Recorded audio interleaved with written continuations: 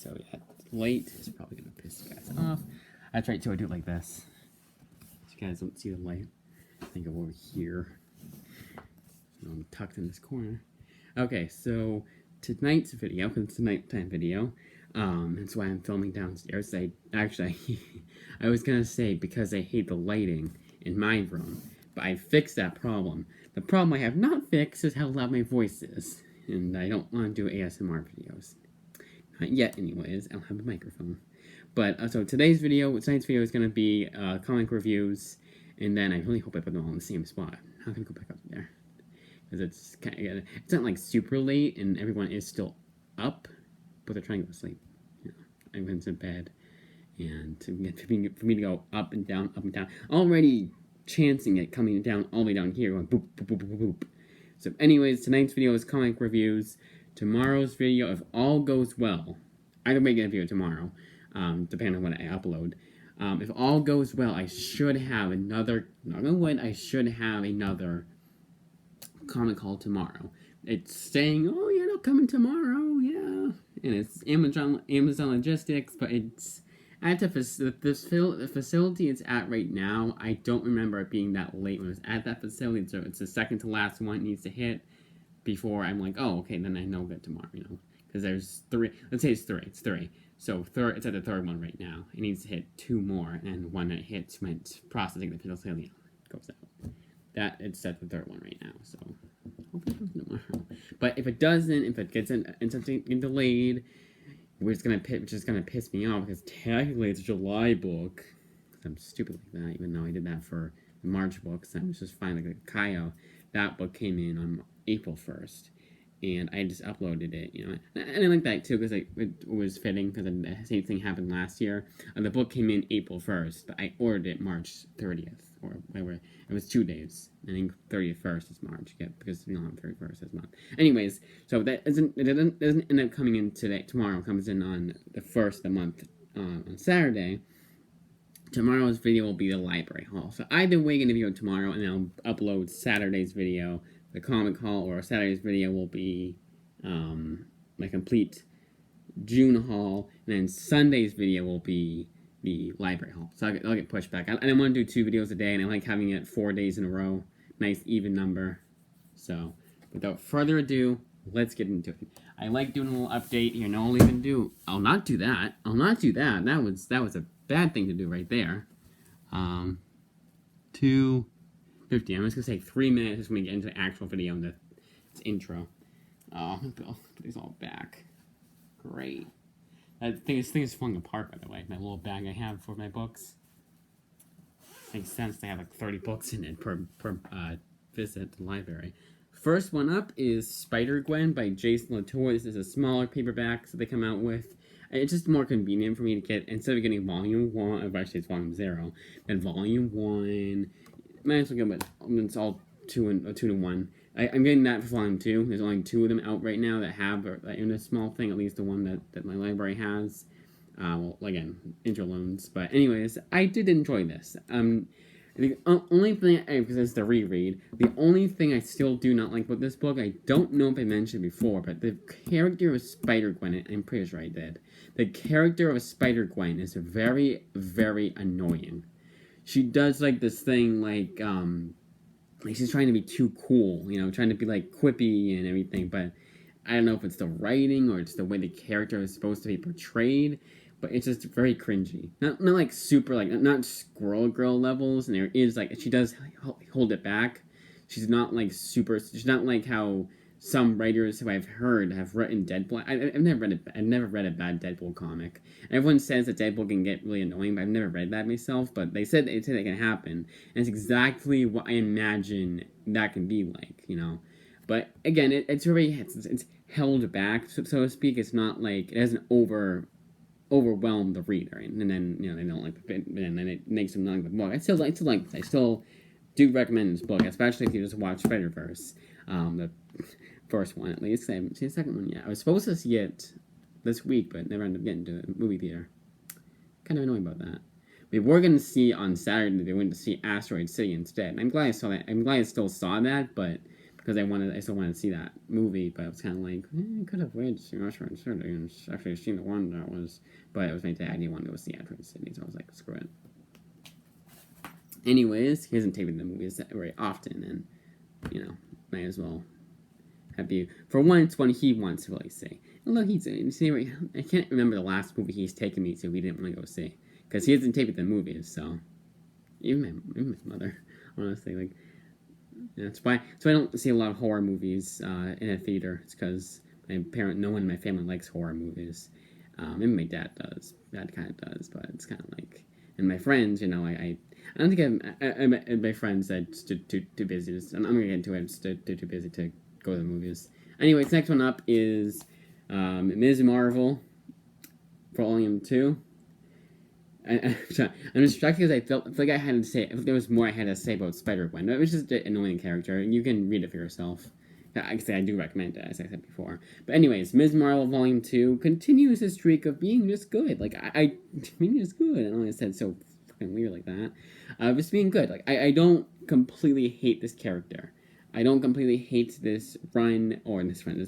Nothing about this comic do I hate. The only thing I can think of is sometimes there are lines where it's a little bit cringy, but it's like few and far between, and it's just the way that the writer's gonna write it. You know, it's not gonna write really damn good dialogue. I'm sorry, but I'm sorry. They're not gonna write like really like it's not gonna be as even sometimes like Spider-Man. Like even the best Spider-Man fronts had very cringy dialogue sometimes.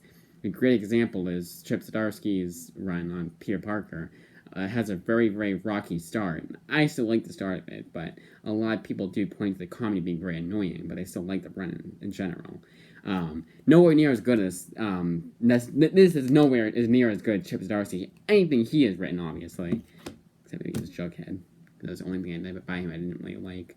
But this is still good. I still like this character, and I won't defend this character. I won't, like, when someone's giving her shit, I won't go to their comments and be like, actually. No, I'm not going to do that. I'm not going to defend that character that much. It's just a character I like enough to keep on reading her books if my library has them. I would never bring myself, if I had bought them before, but to ever buy a Ms. Marvel book again. No matter what. Like, if my library doesn't have the newest ongoing, so what?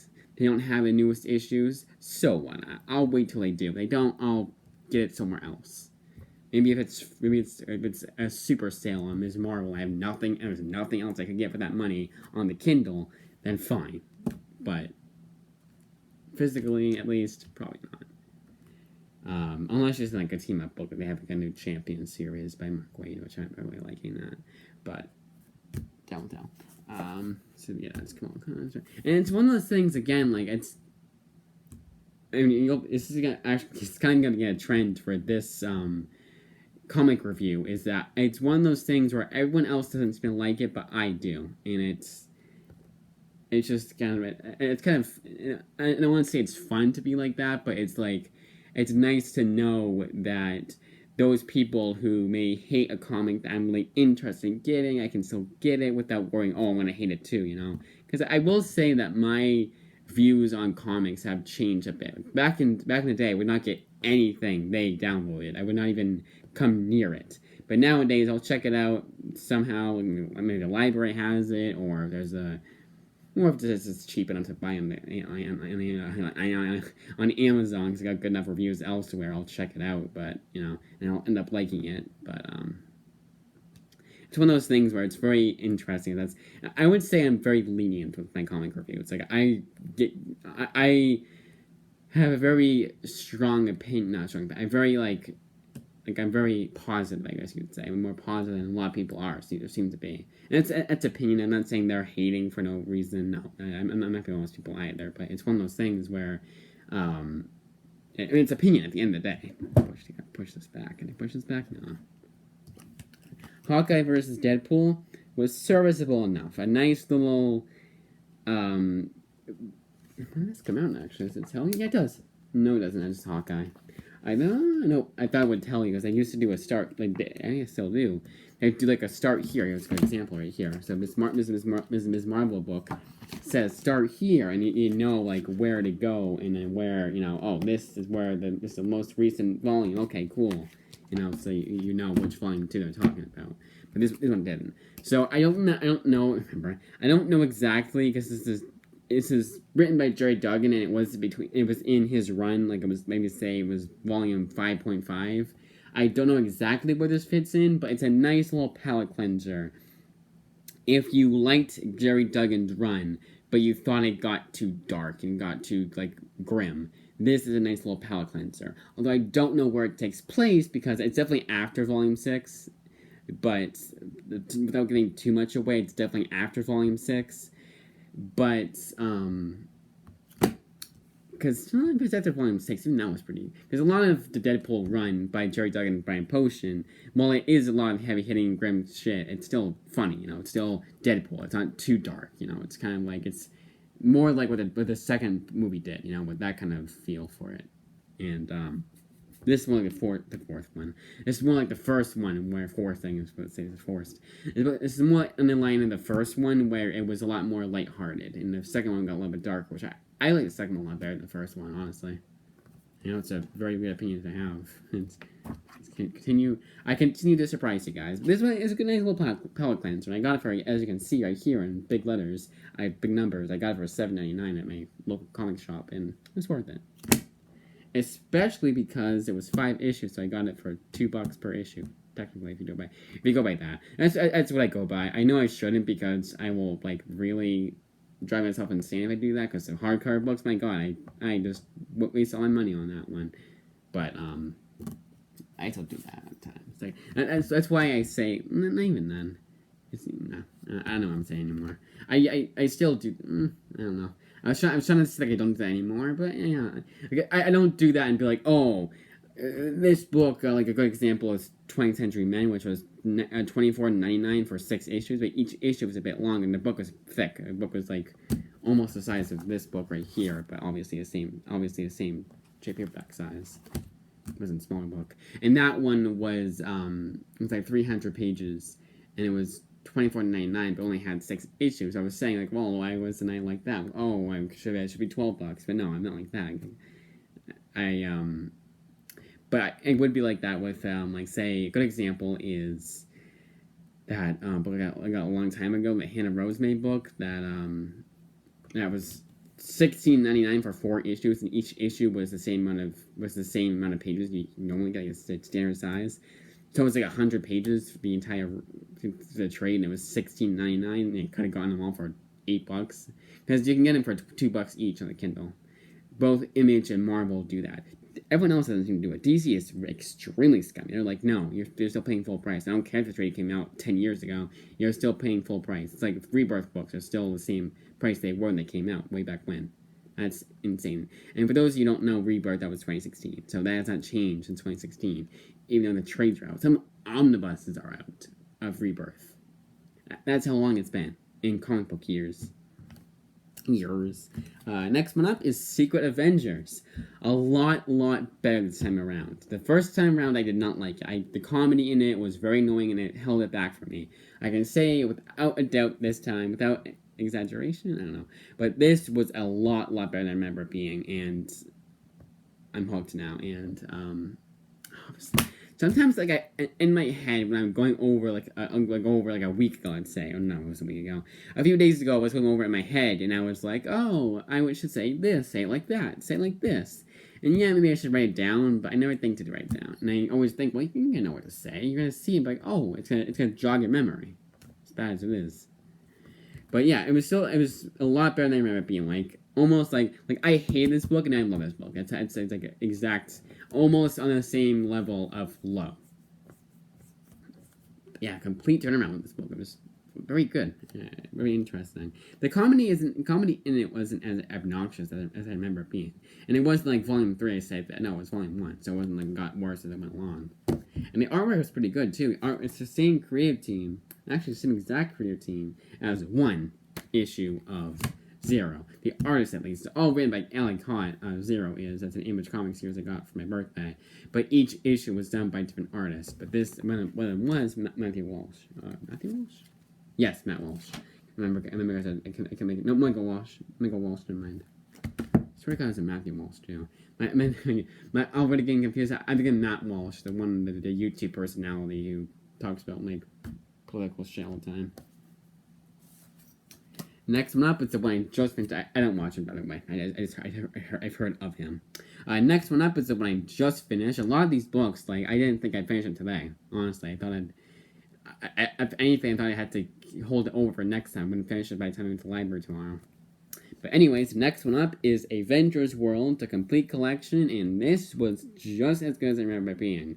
And a nice little surprise here is Frank Barbiere writes the last half of this book, and he wrote the Five Ghosts and Violent Love, the book I got, 2 books I got a while ago. And ever since then, I'm like, oh, I want to read more Frank J. Barbiere, because he's an author I knew nothing about. Like, before I knew about those books, those books existed, if you told me who he was, I would not have known. Even though I had read Avengers World, which is very funny. It actually was a surprise. I was looking through the cast of writers, the table of content. No, it doesn't sound right either. No, table of contents. And I saw that picture of Barbiere was right there. It's like, oh, that's nice. But yes, very enjoyable. It is all over the place because it does take place in between Jonathan Hickman's run and like all these other events and shit. And I'm the kind of guy who's always been used to that. When I first started getting comics and like getting like floppies and everything from that comic book store I used to go to, I would just get random issues, and it would always be like, oh, it's a tie into here. Oh, it's part 2 of this series. And I usually was never, because it was older books, I was never too far behind. I was never too, like, confused. They usually said, previously in, or this happened here, so they caught you all up to speed. And it was pretty interesting. It's pretty, you were able to tell what was going on. It wasn't too annoying. Or confusing, rather. So that's kind of my mentality with this kind of book, is that, yeah, I don't know what happened in Access for the most part, except for the bare minimum, or what's been happening in Jonathan Hickman's run at this time. I don't have all the complete collections, which I should really get. But it was still, like, I could still get bits and pieces. It wasn't completely confusing. And it's the one thing I would say, like, I still do recommend this book, and so far I recommend all of these. While I do still recommend this book, it's a kind of like a know that, with exception, and to know that you're maybe be a bit confused, because there's so much going on with that run. Even Jonathan Hickman's run was so much going on. A lot of Jonathan Hickman books are like that. I think every book is like that. This book I'm going to try and hold up for a very short amount of time, because this book has a really weird... With all these hardcovers in Marvel, they have like a sticky... It's every book. It's not just this book. And the library got a really weird... Like they put glue on there or something. But it's really sticky. It's a weird kind of sticky. It's not like cool or anything like that. But it's like... It's the way they made the hardcover. It's really weird. Like it's like on your hands too. Like you feel like you just were like handling something sticky.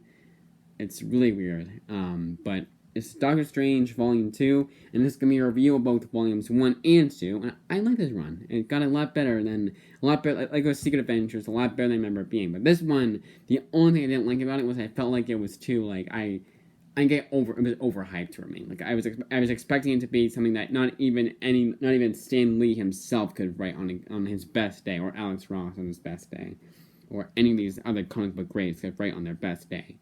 That's how hyped I was for that book going into it, and I think that I just kind of overhyped myself. But this time around, knowing that it wasn't as good as, not as good as that people were saying, but as good as I thought it would be with my overhypedness, I did enjoy it a lot better.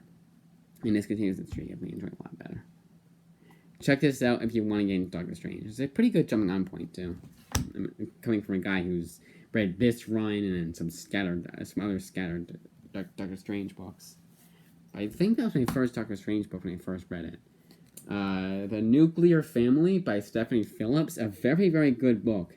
Now, if you know, I hope,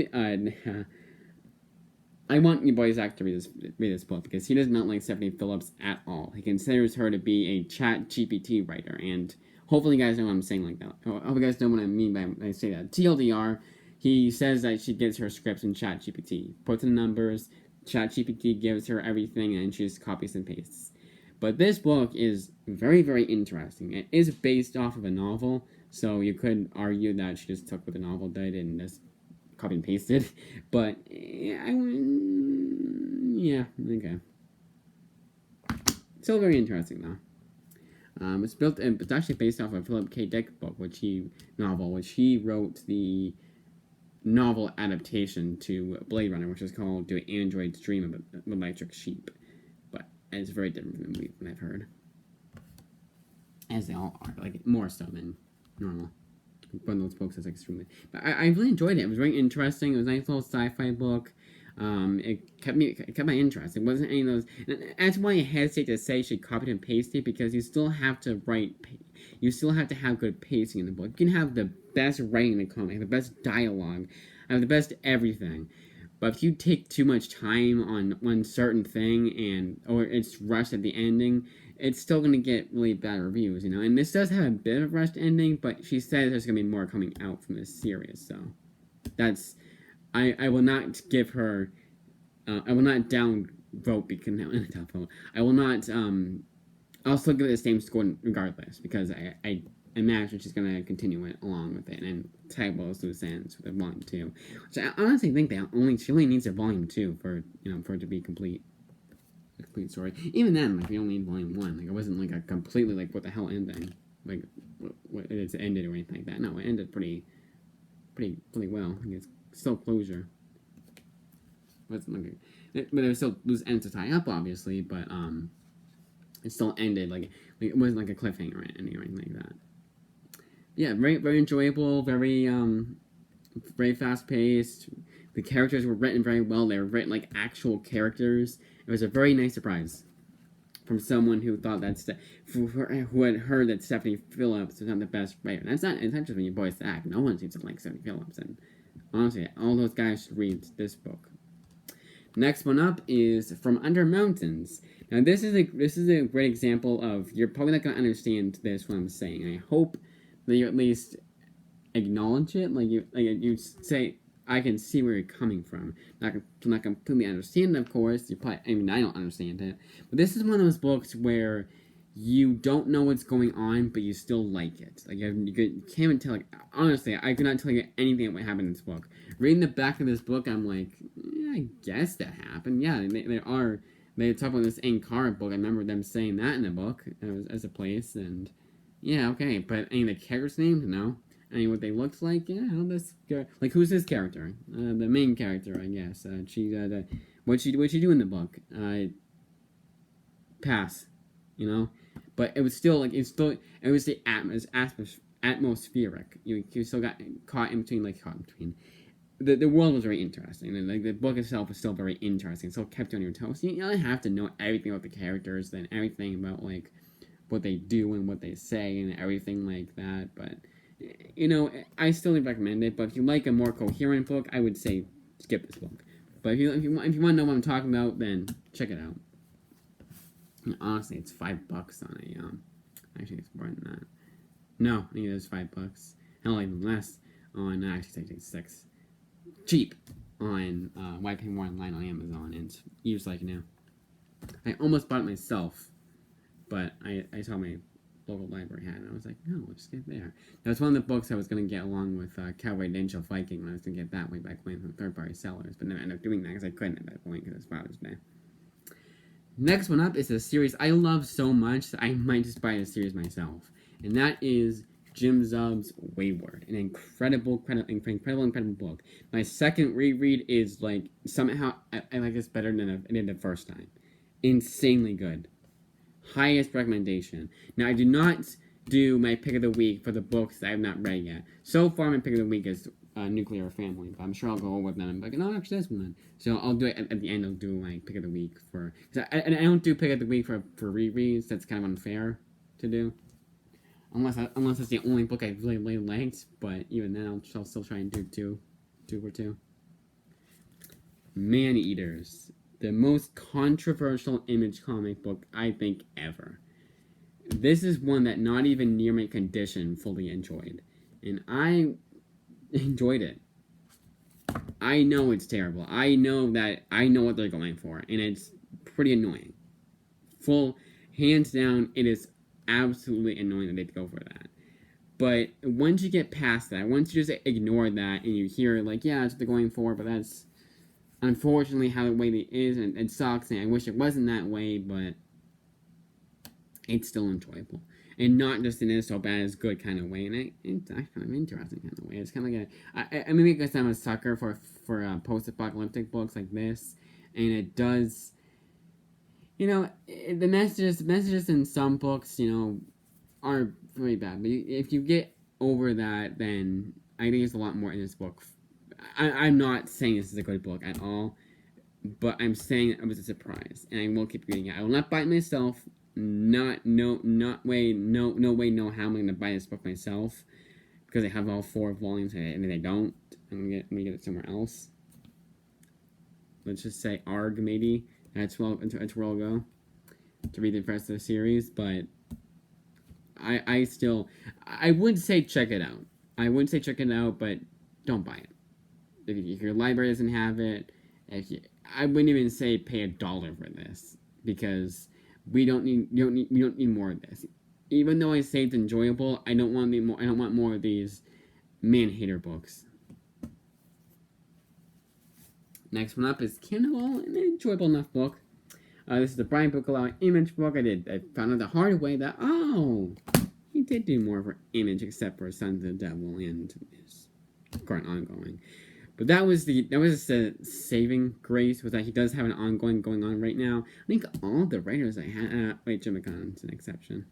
But so what I mean by that is that Image Comics on their official website do not cite everything an author has done. Sometimes they do, but most of the time they don't. And it's really annoying. Like, even on the descriptions, they'll cite books that aren't even shown. It's really weird. And no, it's not because, they haven't updated in a while. They have new books. They have solicitations for a book coming out in the next few months. Oh, it's an older book. They have books from 2009. Doesn't make any sense to me whatsoever. One of the authors going to get his book tomorrow. He's a pretty well-known author. Without getting too much away, I don't want to give it away. They don't even have him on the Image Comics site whatsoever, even though he's done books for Image Comics. And again, he's a big well-known name. But that's not even over there. But anyways, as I was saying, this book is enjoyable enough. I would say check it out if you like Brian Bucalow, like crime books, but don't expect Kill or Be Killed at all. It's a bit of a stretch, obviously, but it's the only way I can think of it. Because obviously you shouldn't expect that.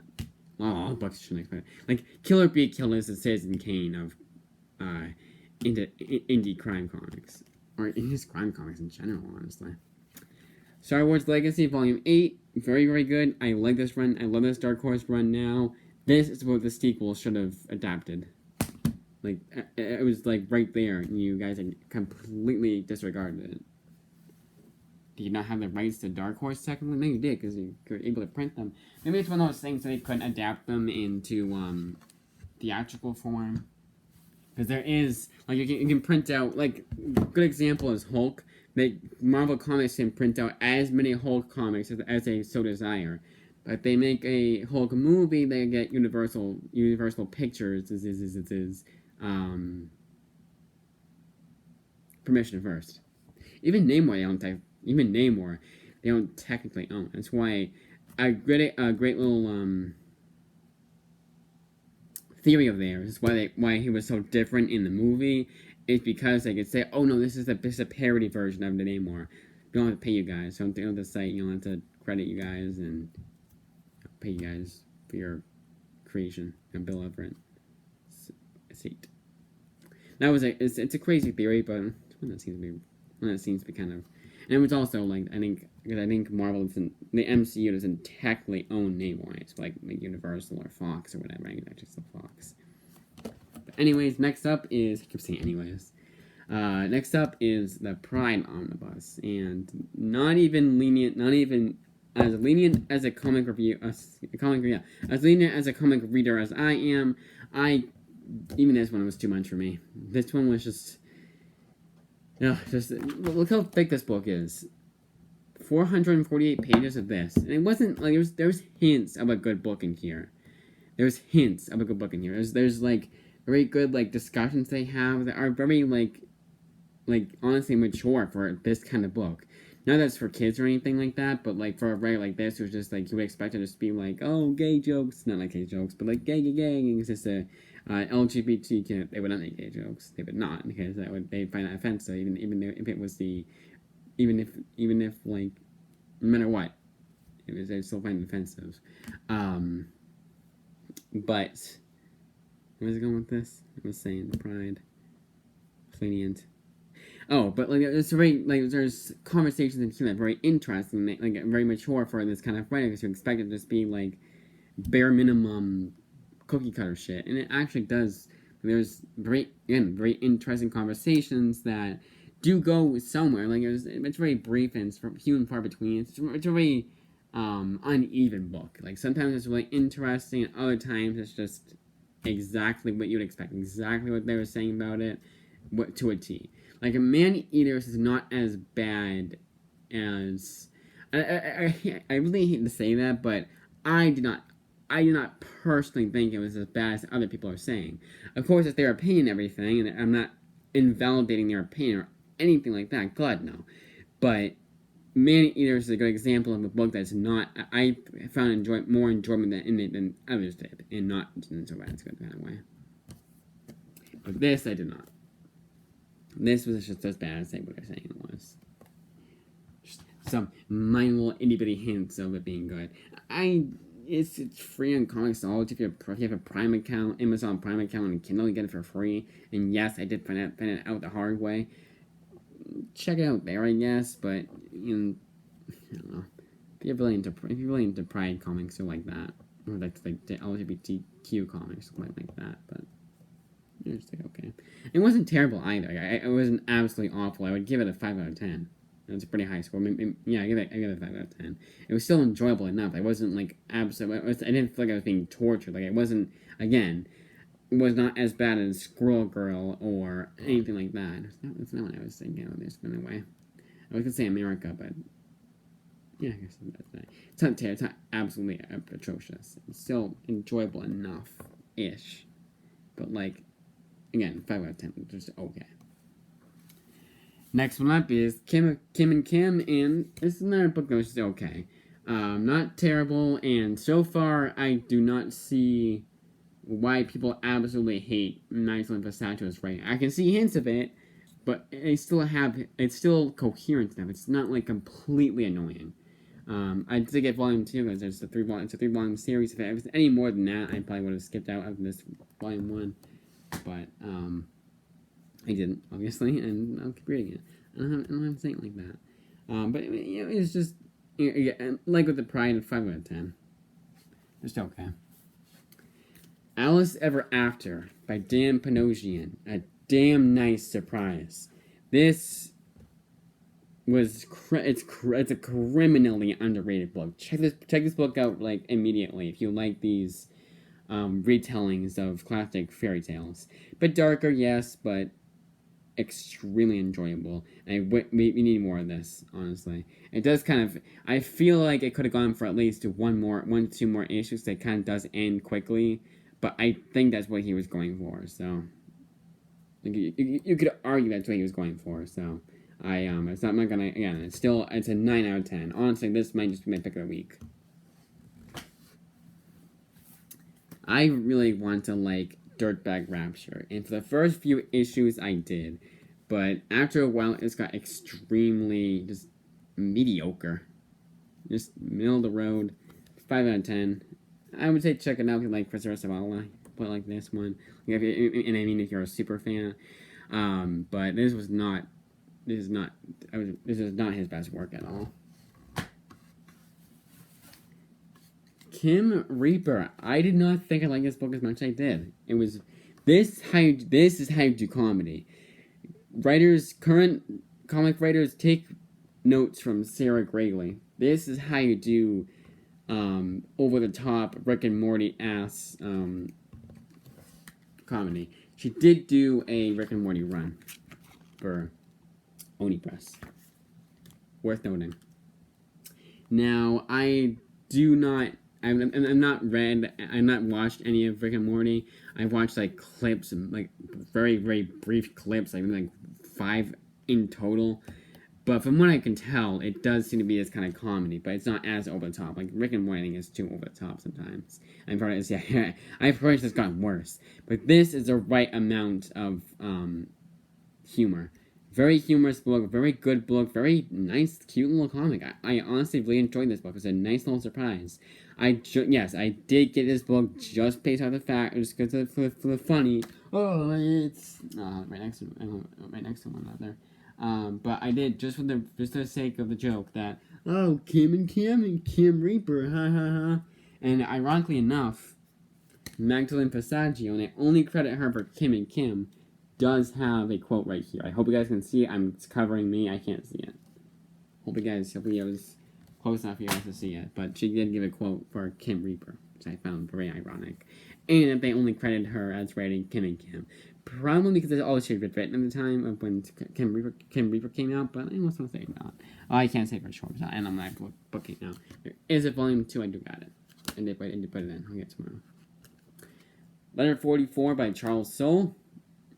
Very good. I like with volume 2.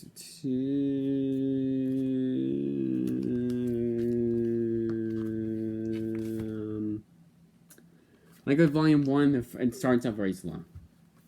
But it gets very interesting towards the end, and I really enjoyed it, especially that Afghanistan subplot. That was damn good. Get Charles Soule to write an Afghanistan war comic. He would knock that out of the park. Dial H for Hero by Volume 1 by Sam Humphries. Nice surprise. This was very enjoyable. It was, without giving too much away, it is insane. Like, it's a lot more insane than you think it would be.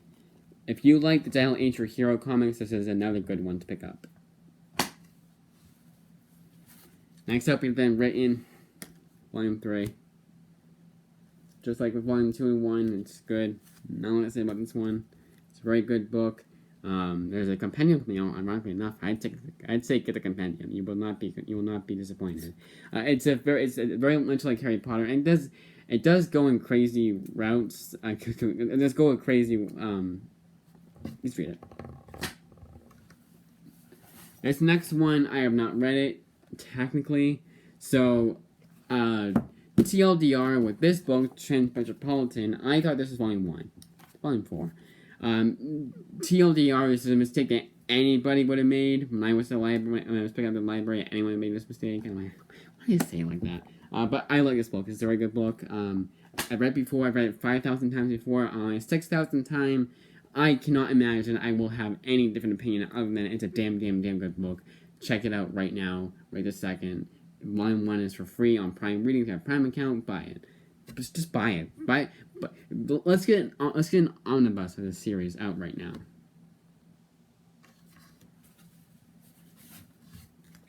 Batgirl and the Birds of Prey. I was still on Transmetropolitan, so I was like, hello. Just my brain just was like, yeah. I mean, the Warren Ellis and what Transmetropolitan. It's a good book, and no, where were you again? This is just as good as I remember it being. We're not at that controversial moment yet, and I thought it was in Volume 1. I don't know. What was? It's not, obviously. Weird. That fucking face. What the hell's going on? What face even is that? Is it like concerned? Oh, I see it's concerned. I said it's weird for you with under, but just kind of. I think it's the lipstick. Just look really weird. And because Black Canary doesn't really make that especially in the book. I don't know. But very, very good. That this, if this was what they adapted into for the Birds of Prey movie, and they moved some things around because they didn't have Batgirl in the comics, that Batgirl in the movies, so they still don't. But they did that with Birds of Prey movie. It's made a lot better. Actually, they could have. The only character in here was some characters, of course, but the only recurring character, the new Batgirl, was really the only character they have to introduce. Maybe just do Harley Quinn, make. Of course, obviously change the characteristics around, but that they should have made into the Birds of Prey movie. It would have made a lot more money, or at the very least, been a lot more critically acclaimed, and would have been a lot better received. And that's coming from a guy who enjoyed Birds of Prey enough, but will never, ever, ever, ever, ever, like, it's a 5 out of 10 movie. I will never, ever, defend it at all. It was just enjoyable. I haven't watched it. I watched it twice, and the second time is the only reason why, and the reason why I gave it a 5 out of 10, honestly. And I was lower than my first viewing of it. My first viewing of it was a bit biased because I had gone to see it in D-Box, and it's a lot, and there's a lot of, like, it's an action comic book movie, so there's a lot of moving around, and it was really interesting. It was probably the one of the better D-Box movies I could have picked. Not the best, obviously, but it was a good little treat. I don't know. Batgirl is Becky Cloonan and Michael Conrad, with artwork done by George Corona, who did the artwork for Goners and Number 1 with Bullet. Now, a lot of these, yes, Becky Cloonan, so a lot of these I did get because I had gotten, like, Christopher Sabala did a lot of the books I got for my birthday. But Cloonan did a few books for my birthday, so it was kind of like, oh, let's celebrate. I got these books for my birthday, now let's check out more things we've done. But this book is pretty damn good.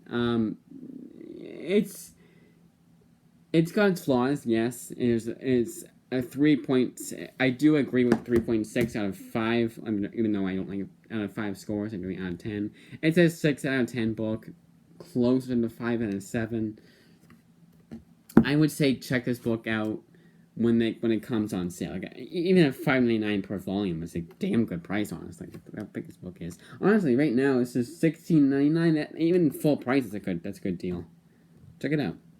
Like, it's very it's not as juvenile as I thought it would be. It definitely seems to be for younger crowd than any of the other ongoings are. It's a younger crowd than Batman or whatever. But it was enjoyable enough. It kind of reminded me of a like an older Saturday morning cartoon kind of. But I don't want to give it that too much credit. It's good. I do recommend checking it out. And it's just volume 1 too. You don't have to you don't get all the series, the entire series itself at once. I don't think everyone is like me where they have to go need to get every single issue that's out right now in the book. That's available at this time. Batman Night of the Monster Men. Good. But very unnecessary. This is, as you can tell right here, part of the Rebirth series, but you don't need to read this to what's going on in Rebirth. You can probably, I skipped it. I didn't even know this, so I didn't know it existed. I skipped this. I didn't like the first time I read it. I thought it was very boring, but I liked it better this time around. It was enjoyable enough, but pretty middle of the road book. You don't have to read. You don't have to. In fact, a reading order would say probably a reading order of Near Condition and Near. Slow down. When Nearman Condition did his Batman run, I can almost guarantee he said this book was not as necessary. Because it doesn't... I think they ever allude... No, I think they do. Allude to it. It's been a while since I've read Tom King run, so I can't say. I am so close to that fucking wall. I hate this. I don't know why it feels like I'm so close. I know I filmed like this before. Oh, was it the other side? I think it was the other side. Doesn't really matter. Alright, but yes, this is... good enough, but it should be free almost at this point. Like, your local library. I think every library has this. It's fucking Rebirth. Batman and Robin Must Die. Batman and Robin. Grant Morrison books. So damn good. Just so damn good. They need to adapt this into the make this series a trilogy for the Batman and Robin book and Batman and the Brave and the Bold movie they're doing.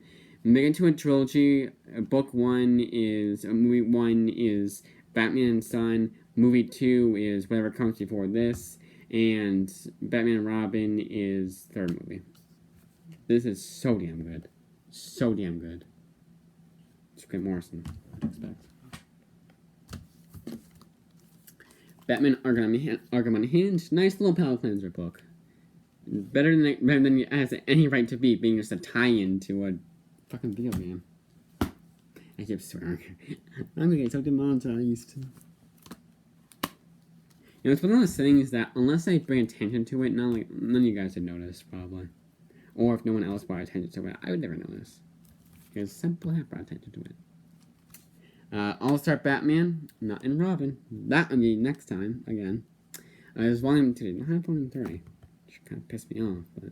They did, but the library had checked out. So for someone else checking out this book, and they should, because this is another damn good series. Check this out right now. Scott Snyder's back. And yes, I do know he has been back for a long time, but I mean he's back. Then finally we have Static Shock Season 1 by Vita Ayala, which is just like... For Vita Ayala, this is very good. For a Static Shock book, this is alright. I would say it's still good. It's still a thick book, like with Batgirl. You do get a lot. Jesus, it's $30. No, it's $30. Discount. Get $18 on Amazon. So honestly, everyone else should be cheap. There's a lot of. It's not. I always say Amazon, but like cheap graphic novels probably has it for cheaper. In-stock trades are cheaper. I know half-price books are cheaper. It's half-price books, and it's. I bought books from them before. A lot of books. Some of the books I got from my birthday were from third party. Almost all of them Almost all the books I got for my birthday were from third-party sellers, and some were from half-price books. And even though a lot of them were used very good, I could not tell the difference between used very good and used like new. Unless I put a magnifying glass to it, I would not be able to tell the difference. Yeah. I can tell the difference. So, pick of the week would be Alice Ever After. The books I have not read before, like the new books, and wait for the rereads next by Batman and Robin. All of these are pretty good. None of these I absolutely hated. That's at first, except for probably Dirtbag Rapture. None of them were like I honestly recommend them all. It's the first in a very long time. I always have that one book that I absolutely despised. The closest that would come to is probably Kim and Kim, because I thought it was very boring at times, and I felt like every issue was like 20 pages long than it had to be. I felt like every issue was 40 pages long. It was kind of annoying. And that's really only because the standard size of a comic is 23 pages, and maybe I should have known that because it was 4 issues. It's a pretty fan. But that's it. Tomorrow's video, let's check the probably still arrived. No, it's not that facility yet. It says I have doxed myself before, not actually, jokingly. I've kind of like said, oh, this is like the state I live in, and now I don't like doing that, so I can't give you the specifics. But it's at the third to final facility. There's 3 facilities it needs to go to.